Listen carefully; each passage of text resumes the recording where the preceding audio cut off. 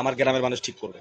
ঠিক কোন সমাধানটা আগে হবে, কোনটা করলে সমাজে ভালো হবে, তাদের সকল অগ্রাধিকারকে সঠিকভাবে মূল্যায়ন করা হবে। তাদের অগ্রাধিকারকেই সবচাইতে বেশি প্রাধান্য দেওয়া হবে সমাজে।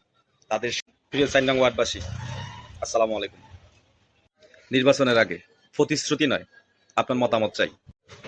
আমার নির্বাচনী ইস্তেহার ঠিক করবে আমার এলাকার জনগণ।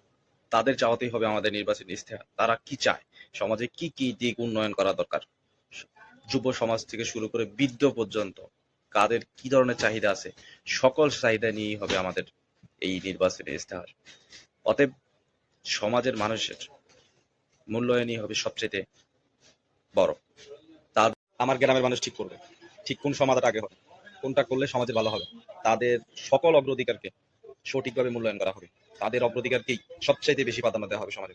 তাদের সাথে নিয়েই সরকারি সকল কার্যক্রম আমরা সঠিকভাবে পরিচালনা করব। এটাই হবে আমাদের নির্বাচনী অঙ্গীকার।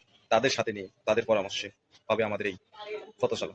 তাতে সবাই আমার সাথে থাকবেন, আমাকে সহযোগিতা করবেন। আমি আপনাদের ছেলে, সেই হিসেবে আমার জন্য সবাই দোয়া করবেন। আসসালামু আলাইকুম।